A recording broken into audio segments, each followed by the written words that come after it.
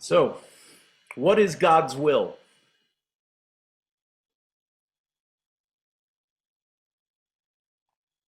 What is it? We have an intuitive sense of it. And I think we talk around it in a lot of ways that are certainly relevant. But when we really stop to think about it, it starts to look a lot bigger than anything the human mind can easily conceive or probably conceive at all. So it's a mystery. The reason we're speaking of it as a mystery today is for this reason. So, for example, when we think of the love of God, we can think of something we love the most, someone we love the most. We even think of our love for mankind or love for the earth. And then we can think God's love. Well, it's much bigger than that, and it's for everything. And I think we know that there's a little bit more to it than that, but that doesn't work so bad, to grab the idea. And we can do the same thing for wisdom, God power. Right? We can take an idea we know and just make it as big as we possibly can. But will is a little different than all of these things.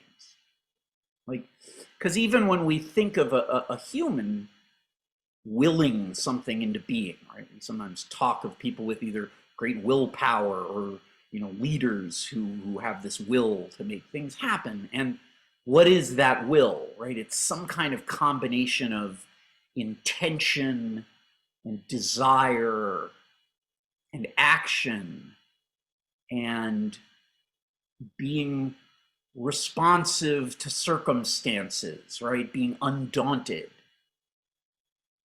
So even when we think of it in the human realm, it kind of comes up as this unseen force that brings things into being. So we think of visions made manifest.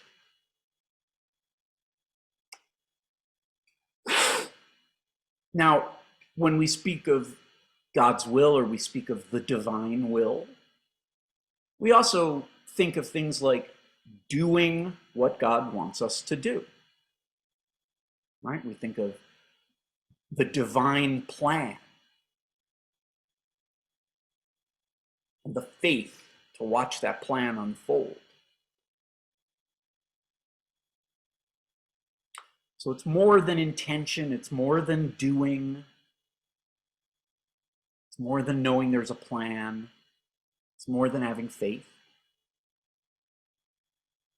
So today let us consider that it's a state of being. We're talking about being in God's will. Right? So God's will is this spherical whole that is bigger than any of our individual experiences. And in that state of being, there's this process where the energy moves right, through all 12 lines of the clock. And for anyone who's hearing this sermon without having been at the service, we did this ritual called the ritual of the atom, where we see God's energy expanding out from the white fire core of being in the center of a circle and out to each line of the clock and back, exploring these different aspects of God's consciousness to expand itself. So let's just be in that idea. Let's just be in this mystery. We can be in God's will. We're drawing some of today's material and inspiration and guidance from El Morya, and in particular, the teachings in the book, The Sacred Adventure, in which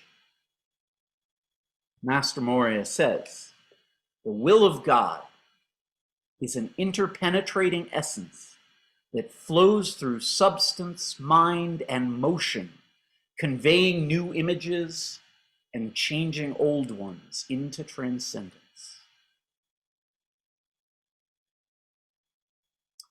So the will of God is an interpenetrating essence that flows through substance. Well, how can we think of it flowing through substance? We could think of that electron, right, spinning around the nucleus, being fired with God's will, with holy energy. Interpenetrating essence that flows through substance, mind, and motion. Mind, right? Another concept that when you sit with it for a moment is a little bit bigger than we exactly know how to pin down, right? And how much and how often does your mind change? Does your understanding change? How dynamic and mysterious and amazing the way things flash in and out of being in the mind. Substance, mind, and motion. Right? Well, this sentence already says that this interpenetrating essence flows through these things, right? So that's got motion built right into it, but it flows through motion itself. So this dynamic, alive mystery of the electron moving, of the mind changing, right? Motion is just that change through time and space, just on a more macro scale. The kind of things we can see moving in the world. And what does this interpenetrating essence that's flowing do? Conveying new images and changing old ones into transcendence.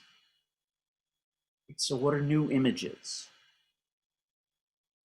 Seeing things in a new way, right? Or seeing them from a new perspective, having a new vision, connections that you didn't make before, right? So these new images, seeing these new images, receiving these new images, this is part and parcel of being in the will of God, of entering this state of being where the interpenetrating essence flows through you. And it's not just new images, changing old ones into transcendence. Right? So what's an old image? An idea that's served its purpose, or a vision that you had that was the best possible vision you could come up with at the time, but is now expanded into something that is perhaps bigger and greater, or perhaps something that's simply let go of some old idea that wasn't quite right. Right, so those old images being changed into transcendence, these are those stepping stones. That old idea, that old vision. It's not that that idea was divine in and of itself, but when it is changed into transcendence, when it becomes the new image, it serves a divine purpose and is therefore divine. Right? So with old images, what I'm describing is as opposed to being stuck in them. Very common human experience. Old images repeating over and over, old ideas attached to an old vision. And when you're there, the will, the interpenetrating essence is flowing around you and past you instead of you moving with it. Moria says, after telling us about the interpenetrating essence that flows through substance, mind, and motion, conveying new images and changing old ones into transcendence, to die to all of this marvelous flow of living light by closeting the soul in vain desire is an abomination beyond terror. Pretty strong words. Vain desire, old images, the things you think you want before you get closer to the truth.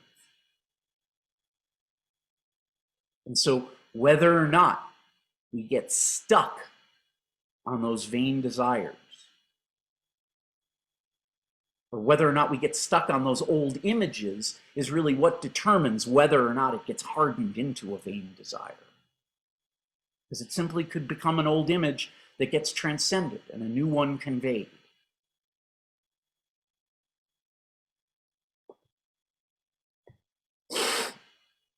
So God's will, when we explore it in this way, right, it's also got a quality of expanding.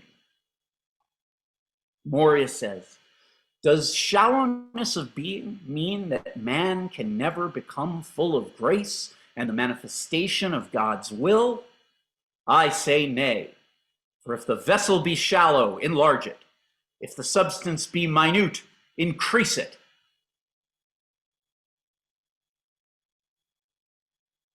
There's no qualification put on that, right?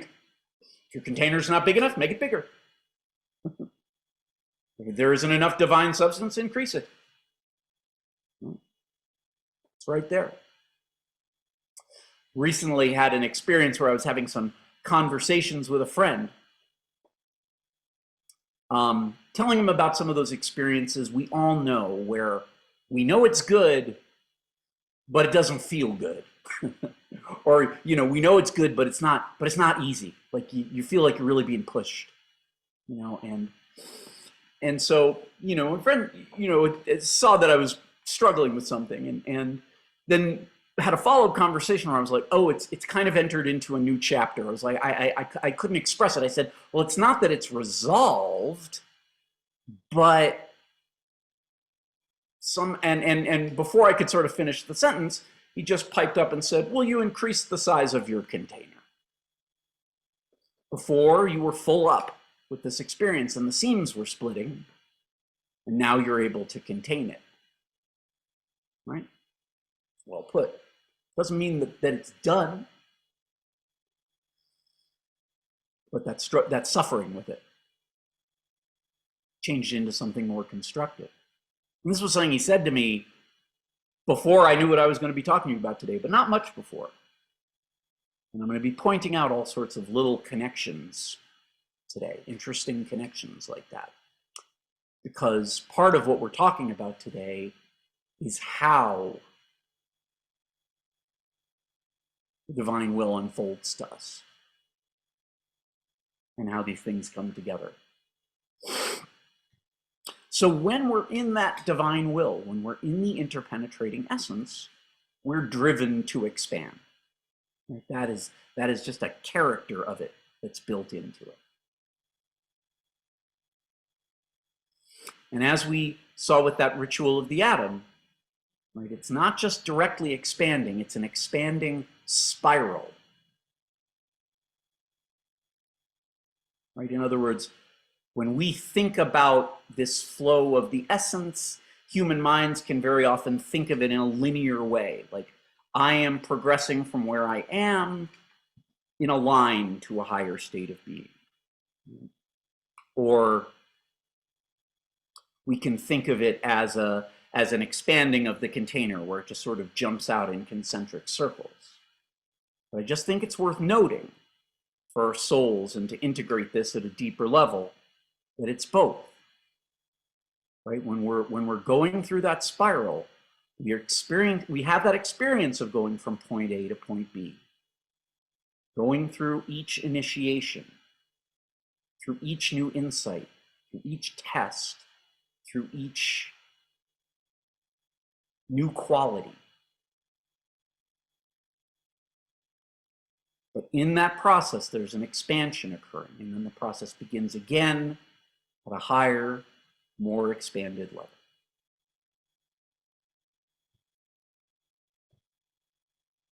So now when we're not thinking of being in God's will as this state of being, we do tend to think of doing God's will. And there's nothing wrong with that. That's also right. Taking action according to the divine will. So what's the difference between I am taking action according to the divine will versus a thought like this, that it is God's will for me to love selflessly. Well, that feels more like being God's will, doing God's will, being God's will. And that's because, like all divine principles, there's this alpha and omega qualities, this thing, the active and the receptive. I am being in God's will. I am loving selflessly. That expresses this willingness to serve.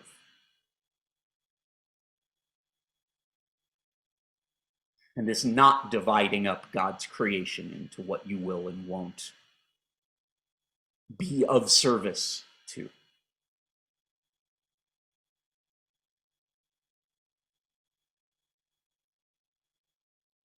Always being of service to the light in all of its manifestations. Right? But then there's that active principle.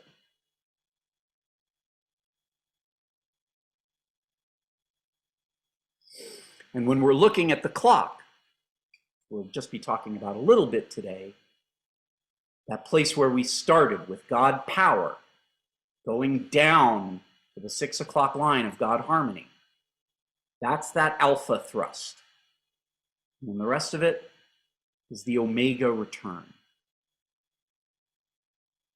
And I think as we expand into being in God's will, we see that these divine masculine and feminine principles, this willingness to act before we may even understand what it is we're acting on or what the purpose is, that there's a character of that in this alpha thrust. And then in the omega return, it is all integrated and made whole and holy, and the meaning and the vision and the context all come into focus. So when we're taking action, this quality of selflessness, and the quality that Jesus talks about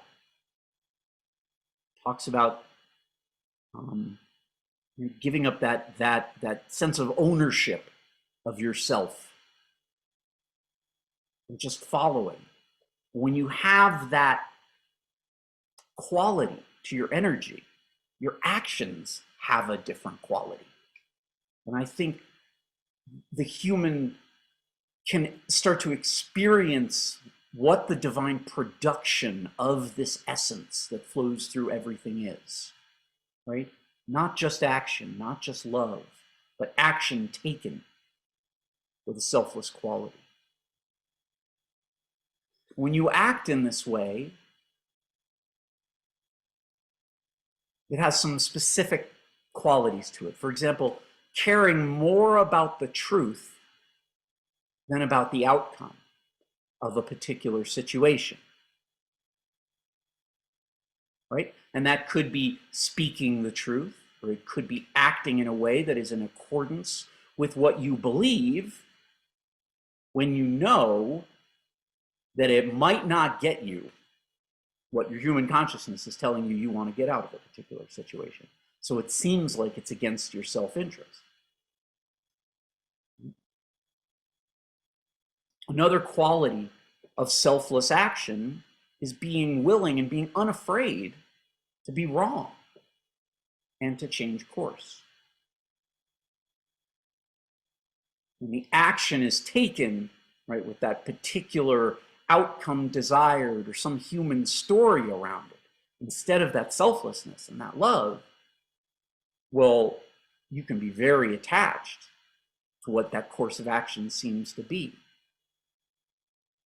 When it's taken with that divine essence flowing through it, there's no problem with being wrong, with changing course. In fact, when you take action in this way, when you flow with the divine will, you are doing in the world, you're going out and doing things in a way that necessitates correction and change, right? Because this is a spiral of expansion.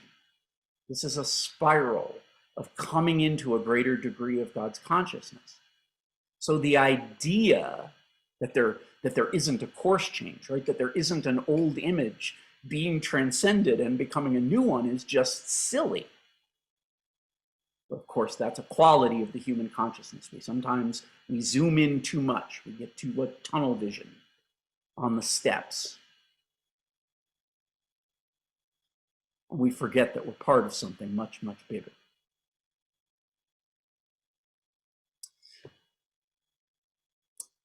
In the Sacred Adventure, the word willing comes up again and again and again, right? About being willing to follow, willing to do the right thing. But there's that word, right? We're talking about God's will, willing. Well, so there is that quality where I am willing to follow. I am willing to do God's intention or God's desire for me, right? So that means I'll try, I'll follow. And that has that passive, receptive quality. Well, I will receive that, right? But then there's the other way you can say that word. I am willing. It is active. I am willing something into being. I am willing to love selflessly, as opposed to I'm willing to love selflessly. Right? That's that alpha thrust, that God intent. I am willing myself to follow God's will, active. Right? And so Maury also famously tells us, that can't means won't, right? And I think can't has the quality of I am not receptive to it. Won't means I am not willing it to occur or into being.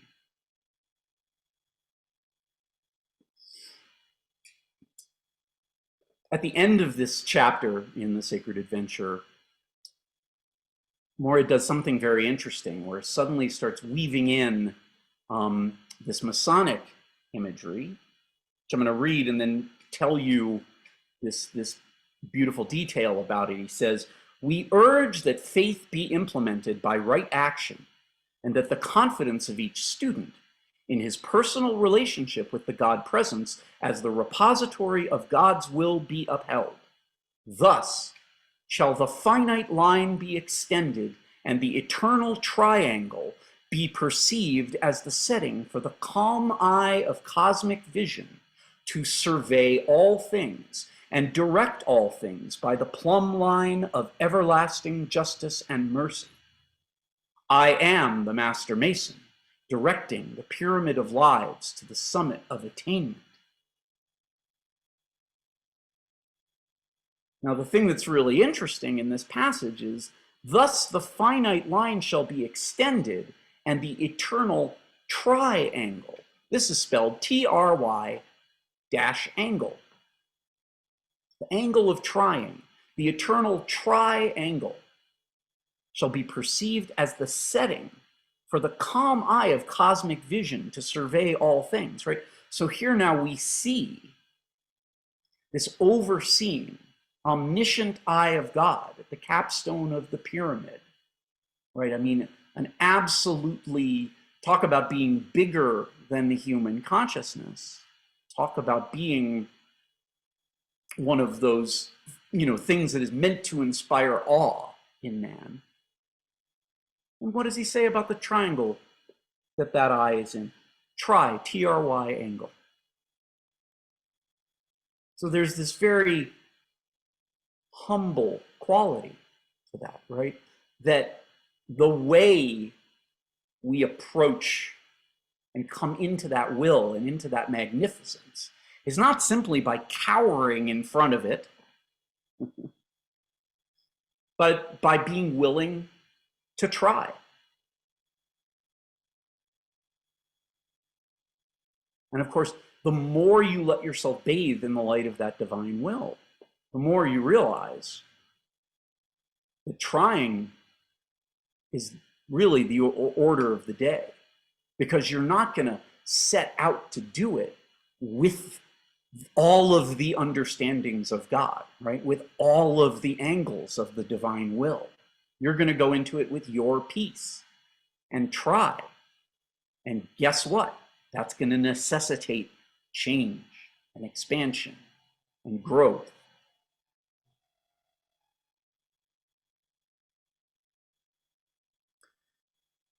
Just remember that that change and expansion and growth, that willingness to be wrong, it doesn't mean that when we were wrong, we were outside of God's will, and now we're in it.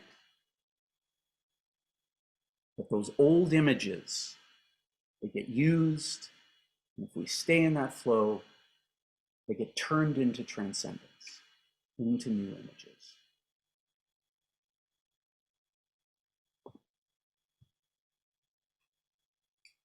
So we're going to look at some other stories, or look at some stories now, rather, to go a little deeper into this subject. One of which is a little bit more about the Bhagavad Gita, which we started off today. And the other one is the 1967 film Cool Hand Luke, starring Paul Newman. Now, one is obviously one of the great spiritual teachings of all time, has some very important things to say about following God's will. And the other one is a very human story, but I think it shows us an important quality to consider. But I'm going to first tell you the story of how I came to both of them, because, again, that's part of what we're talking about today.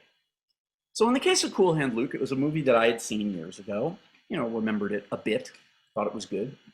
And what happened is that I recently saw somebody talking about it on Twitter, so it just sort of seemed to plant it in my head. It's, oh yeah, that's a thing that exists. And then maybe a few days or a week later, a news article was taking a line from the film to make a point. And that famous line from the film is, "Sometimes nothing is a real cool hand." As in hand of cards. And it's something Luke says after winning a hand of cards, and everybody sees that he has no winning cards at all. Sometimes nothing is a real cool hand. It's like, okay, interesting. So that came up twice in a short period of time. And a conversation with the same friend that I actually mentioned earlier said he wanted to read me something from Rob Bresney. And Rob Bresney is this guy who does a thing he calls free will astrology. And what he does is really interesting, because his attitude is that the position of the heavenly bodies can give us information about karma and life path, but you're in charge always. So he doesn't write things that are even remotely whiff of fortune telling. It's this very poetic, sort of inquisitive stuff to get you to think about things. So anyway, he wanted to read me something and then forwarded me the email, the weekly email that it came in, that has a bunch of general musings about the energies of that week before going into things about specific zodiac signs. And in these general musings, in this email he sent me, had this paragraph. "When you're playing the card game known as bridge, you're fortunate if you're dealt no cards of any particular suit. It allows you to use the trump suit to win tricks. Identify a situation in your own life where a lack of a certain resource can work to your advantage, allowing you to be a free agent, an X factor, a wild card, freeing you to capitalize on loopholes that aren't normally available, giving you access to luck that comes to you through what you're missing." Well, I certainly enjoyed that. And then I thought, boy, that sort of reminds me of "Sometimes nothing is a real cool hand." And then I thought, oh yeah, and I just saw that clip from Cool Hand Luke as well. What was that scene? And then bang, like a bolt of lightning, it hits me. I didn't see a clip from that movie. That was a dream I had last night. So I had dreamed a scene that's not in the movie, but probably could have been. And it was just lingering there in my memory. So at that moment, I go, okay, I'm listening. I get it. I will watch the movie. And I wrote to this friend. I just went out on a limb. I said, this may sound weird, so make of it what you will, but I think both of us are supposed to watch Cool Hand Luke. So I passed it right on. And so it starts with Paul Newman's character, Lucas, getting caught stealing money from parking meters. And he just sits there and smiles because he's caught so red-handed, there's nothing to be done. He just has that big, beautiful smile. He's just surrendered himself to his fate. And he gets sent to this southern prison where he's working on a road gang. So it's this very rural prison, you know, and they're out working hard in the sun all day. And so he's a character who is certainly not necessarily wise, but he's always ready to act. And he does. He doesn't seem to care if he wins or loses. And so this also makes him totally unpredictable. Like, and I think he's probably as unpredictable to himself as he is to anyone else. But he seems to have this uncanny belief in himself, this enigmatic confidence. It doesn't seem like cockiness or arrogance. And he really seems to act, this being the core thing, without any thought of the consequences. Now, in the movie, I'm not suggesting that this is shown as some divine balanced quality. It doesn't have all the aspects of love and wisdom, the things that we want, but it's important nevertheless, and it being shown in such a human way makes it very relatable, right? And what I was shown was that being in God's will requires that we have some of this quality, okay, of going for it without having context, without having the big picture, right? Without knowing the odds of success. And I think in this there's an aspect of God obedience, this 4 o'clock line. In other words, when God tells us to jump, we don't even ask how high because we're already in the air. But there are times when this is what's required. And knowing the odds or the big picture or any of those things, it's not for us to know. So the scene that really stuck in my mind from this movie is this fight. At the beginning of the movie, the prisoners are told that any disputes are going to be resolved by boxing on Saturday afternoon or something like that. And there's a guy who's kind of a really big guy who everyone calls Dragline, who's clearly one of the leaders of this pack of prisoners, or the leader. And Luke kind of mouths off to him, not in a big way, but just says something that Dragline doesn't care for, and that just means, okay, there's going to be a fight. And the boxing match is very funny because there is clearly from the get-go no way that he is going to win this fight. He's not big enough. He's not a good enough fighter. And what proceeds to happen is that he goes and he gets in this ring, which is really just a dirt lot, and simply will not stop. And he's terrible. He's terrible. I mean, he barely, you know, lands a punch or scores a point, and he is just getting pounded until, but, you know, even when he's down and everybody's yelling to stay down, just keeps getting up, you know, and just with these preposterous, you know, swings that are many feet away from his target, until finally Dragline literally throws him over his shoulder and carries him off. So this image really stuck in my head, right? Because this is an image not just of springing into action, but of standing behind it and not being willing to sit down, right? Which in some cases could appear very unwise. But that's when we're asked to remember, oh yeah, we're part of something bigger. Maybe what we're standing up for, maybe the action that we're taking, maybe the fact that we're just willing that action and not willing to give up is really the story. And in fact, what you realize if you pay attention in the movie is that the fact that he won't back down changes the established order of the group of prisoners. But he gets into the fight because he doesn't respect the established order. He loses the fight, but just by staying in it. Everyone finds that admirable or inspirational. Tells everyone maybe things don't have to be the way that they are. Of course, as I thought more about this, anyone who's been in these teachings a while knows that famously one of Moria's incarnations was Thomas More, who refused to give his acquiescence and his blessing to the king's divorce, which of course made everyone around him very nervous from day one, because people who don't give the king what he wants had a tendency to end up dead. So, was that a fight that he had any thought that there was a way to win? No, in fact, not sure he even saw it as a fight, right? It was just that caring more about the truth, caring more about his conscience than the outcome of that particular thing. And of course, even though in that lifetime one could say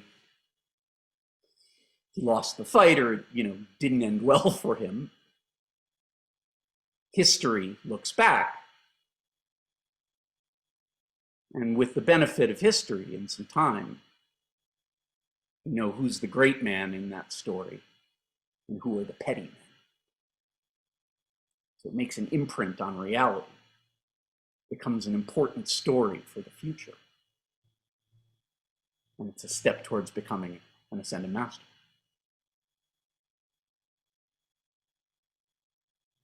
So the story is bigger than us. So much bigger, it's just staggering, and it's always bigger than us.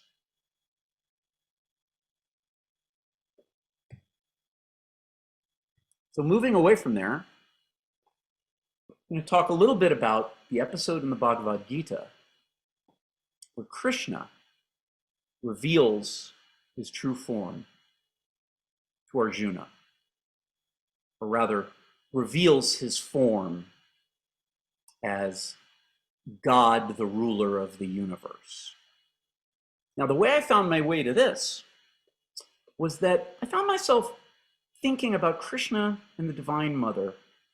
What led to it has gotten a little bit foggy. I think I have some ideas, but it's not particularly relevant. And, and I knew that I had this sermon coming up, so I just got on the internet and typed that in. And it didn't really get me to anything that I had in mind or anything that I was looking for, but it did get me to these images of this famous scene of Arjuna on the battlefield and Krishna revealing the many-faced, many-armed vision of God Ishvara, who is all things in the universe.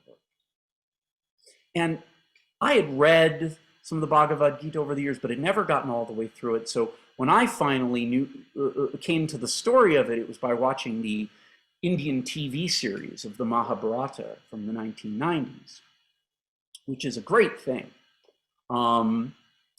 because getting the whole story of the epic is just fantastic. But when this moment came, I remember from this TV show when Krishna reveals himself, I remember just feeling like it lit me on fire, and like I was floating in outer space, and like, my consciousness had expanded, which was really notable because it's not like this is some whiz-bang, amazing special effects moment. It's actually a very low-budget production, and I remember having my consciousness being split going, given how this looks, why is this having such a huge impact on me? But there it is. So coming across these images from this search really made an impression on me. And so what I did was I just opened them up and I just left them on my computer. But, well, this feels important. And so the Bhagavad Gita is the climax of this great epic, right, about the decay of a ruling family's greatness, which is threatening to lead to the collapse of the entire nation. One mistake after another is made, and every opportunity to reverse course is not taken. until finally there's going to be a split in this great family. And Arjuna, who's under Krishna's guidance, becomes leader of a wing of the family that stands for the truth. And so the day of this battle has finally come. And Arjuna, who, because this is a war with his family, has some grave misgivings about fighting it at all. But he allows Krishna to drive his chariot into the battlefield. And so he has this willingness. This is a story about someone who has the willingness to follow the will of God. But even as he's willing to do that, he's aware that this is a situation where even if he wins, he loses. He loves his uncle. He loves those who are in this situation of decay and collapse. And so before the battle begins is this great teaching where Krishna teaches those great famous lessons about non-attachment to outcome, right? And knowing that it's all a play, that playing your role is the thing. It's not about reaping the rewards, and the rewards aren't for you to begin with. And then when we get pretty far into the story, Arjuna asks to see Krishna's form as Ishvara. And I'm going to share with you some stuff from Yogananda's Bhagavad Gita. And this is the second volume of a 2-volume set. So it's a lot of commentary, and it's just a wonderful, wonderful, wonderful book. Hindu scriptures contain 1,000 names for God, each one conveying a different shade of philosophical meaning. Purushottama, or Supreme Spirit, is an appellation for deity in his highest aspect, the unmanifested Lord beyond creation. Ishvara is God in his aspect of cosmic ruler. Ishvara is he by whose will all universes, in orderly cycles, are created, maintained, and dissolved. Although Arjuna fully accepts the truth of the Lord as Purushottama, his human heart yearns to see him as Ishvara, the divine ruler, whose body is the universe. We're mostly going to, just because of time constraints, going to just read from the commentaries rather than going back to the verses. But Yogananda explains that yes, Arjuna has been such a good devotee that he may ask. Okay? And in fact, he now, before going any further, he grants Arjuna's unspoken request to know the outcome of the impending battle. Arjuna's been purified by humility and devotion, and he's become a fit receptacle for the truth. The Lord has no form, but in his aspect as Ishvara, he assumes every form. By virtue of his supreme power, the unmanifested becomes the visible miracle of the universe.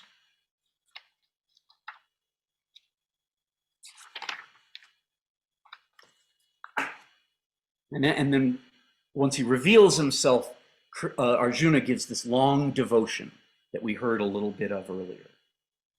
These verses from the Gita are an unparalleled ode to the universal form of spirit, a paean to the glory of the cosmic-bodied dream idol, enshrined in the wall-less temple of infinity, massive universes and their tiniest particles, majestic gods of nature and the most insignificant of creatures, the shadow plays of good and evil, all hold their special place in the conformation of the cosmic image. When properly intoned in the original Sanskrit, the vibratory blessing of this devotion awakens a thrill of knowing in the receptive devotee, stirring sleeping memories of truth realization, held sacredly safe in the inner sanctum of the soul. So, when is this vision revealed? When is the outcome of the battle revealed? It's revealed at the moment before the battle's to begin. That Arjuna, who has certainly appreciated Krishna is special in his divinity and is devoted and follows him and learns from him. But he doesn't really get to see how big his true form as God is. He doesn't get to know about what the outcome is going to be until he's gone all that way with his willingness, serving the will of God. And we also see this in that story from Luke. Right? What leads up to the transfiguration? Jesus says, okay, you can drive out demons and heal. You can do these things now. Go. Don't take anything. And they go. Then there's another important thing. He asks, who do you think I am? Because they know they wouldn't have gone this far. And Peter says, you're the Christ. You're God's Christ. He's not just receptive to teaching. He has to take that action, say it. Think of what a big deal it would be to be in that presence and actually hear yourself saying it out loud. And then the transfiguration is shown. It teaches us that we get proof when we prove ourselves. And I'm saying this to myself as much as I am saying this to anyone else, as someone who has demanded a map on so many occasions when I'm being told the next step, and found that it doesn't really work that way. And it's very interesting when we look at that. You know, I mentioned that 4 o'clock line of God obedience and the fact that we are at the month of April, which for the world, right, is the month of that line. And varies depending on when your birthday is, how long that goes on for you. But that what's the polarity of that line of God obedience? In other words, if you go straight across the clock, what's the line on the other side? God vision.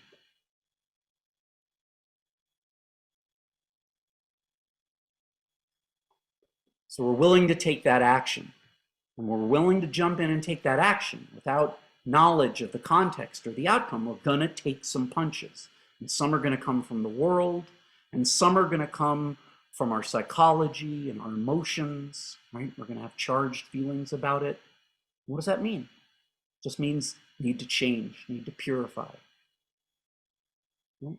The more we process out those things, the more we put them in the violet flame, the more we're going to be able to jump more gracefully, jump without tripping or without kicking someone in the shins when we jump. Knowing that on the other side of that polarity is the vision, is the big picture, is more of that great story of God's will, of which we are a very small part.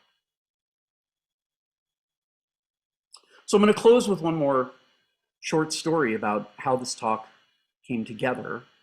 I recently made another new friend, and this is a person who's been very clairvoyant since childhood. And you know, I'm able to see more and more now for people who are like this, it's not an easy thing. It's not an easy thing to see the world in a way that other people don't see. But she had really studied widely, and you know, it's not really our teachings, but seemed to be a person of very good will. It was coming to very good conclusions and good discernment, you know, and I was able to build some trust in that conversation, you know, because I'm able to say, well, I talk to people you can't see all the time. So, you know, that's some common ground.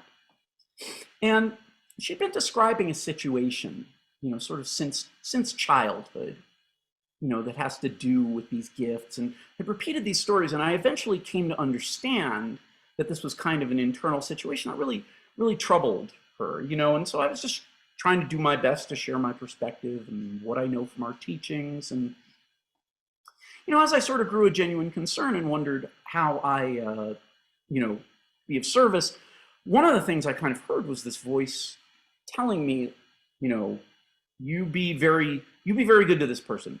You know, you don't even think about like the slightest unkind word or look.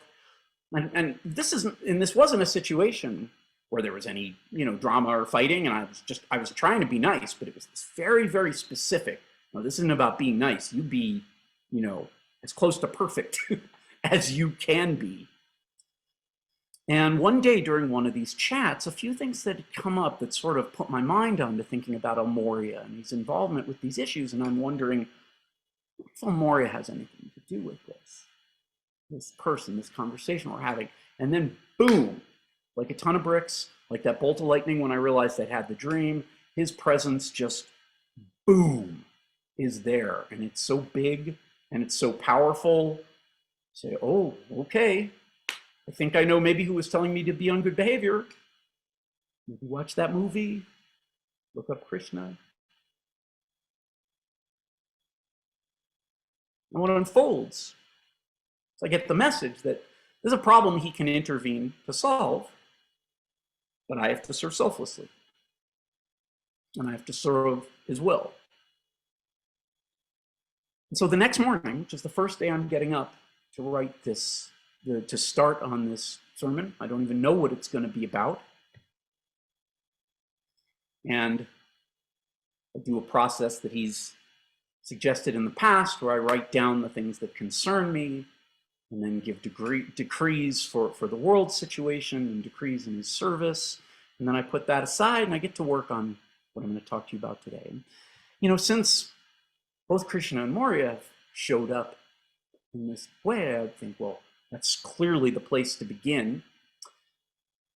So I construct a search to search the pearls of wisdom.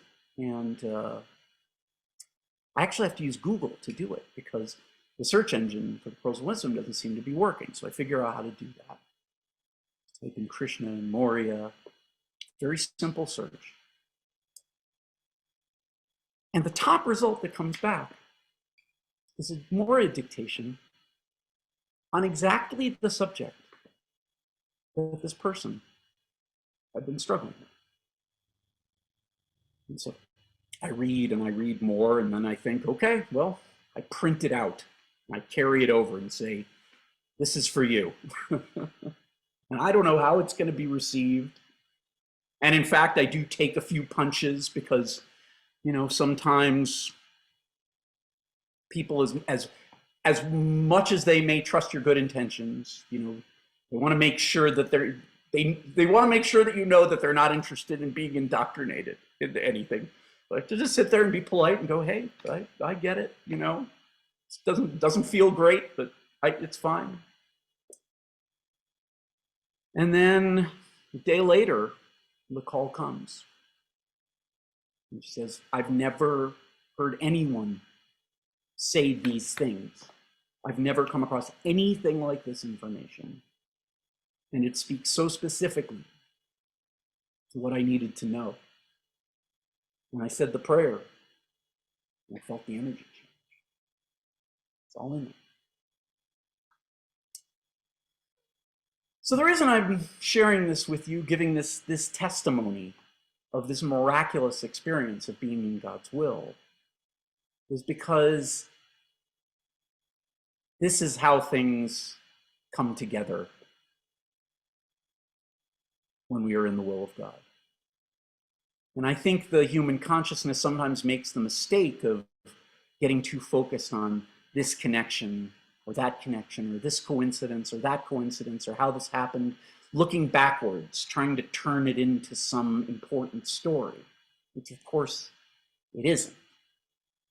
I think it's just what reality looks like when you are flowing with that interpenetrating essence of God's will. With that experience that we're in a bigger story than we know, and that experience that we are all these characters playing these roles in the mind of God, just becomes increasingly tangible. In the name of the I am that I am, beloved El Morya, beloved Lord Krishna, beloved Heavenly Father, thank you for this teaching. And thank you for inspiring us with an ongoing experience of this presence of God's will in this multidimensional flow of energy of which we are always.